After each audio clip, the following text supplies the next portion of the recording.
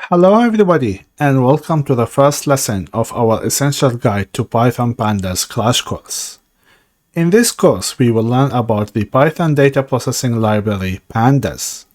All lessons in this course are designed to be a practical guide with real-life examples and coding tasks using the Jupyter Notebook environment.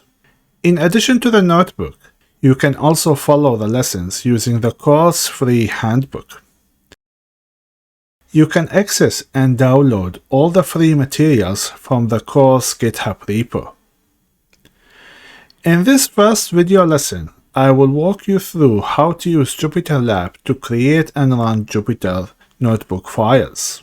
If you're already familiar with Jupyter Lab, please feel free to jump to the next video. To start using Jupyter Lab, I assume you already installed the Python Anaconda data science distribution.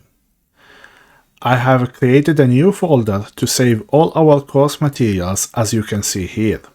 To launch Jupyter Lab in a Linux Ubuntu, you can right-click and open the folder in the command terminal. In the terminal window, you can type the command Jupyter Lab and hit enter.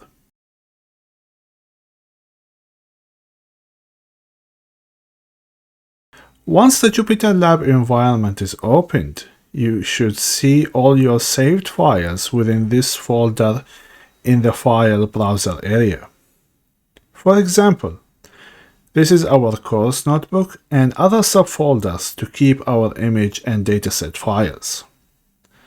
To create a new notebook file, you can click the Python icon in the notebook's launcher section. This process will create an empty notebook file that is ready to run Python commands. On the top of the notebook, you can change the default untitled name to any relevant title.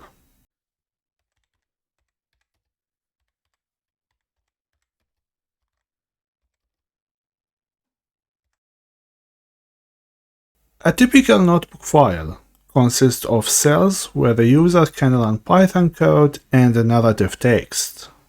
So to add more cells to your notebook, you can use the keyboard shortcuts A and B to add new cells above or below the current selected cell. To delete a cell, you can use the keyboard keys DD. In any notebook file, there are two commonly used cell types. First, a code cell, typically used to type and run Python commands. Once you finish typing your code, click Ctrl and Enter to run the cell. Second, a markdown cell, used to write a narrative text such as study notes and bullet points using the Markdown markup language. Once you finish typing your notes, click Ctrl and Enter to run the cell. You can also use the keyboard shortcuts M and Y to change a given cell into a markdown or a code cell. So let's insert a new cell by using the shortcut B, and then hit M to change it to a markdown cell and hit Y to change it back to a code cell.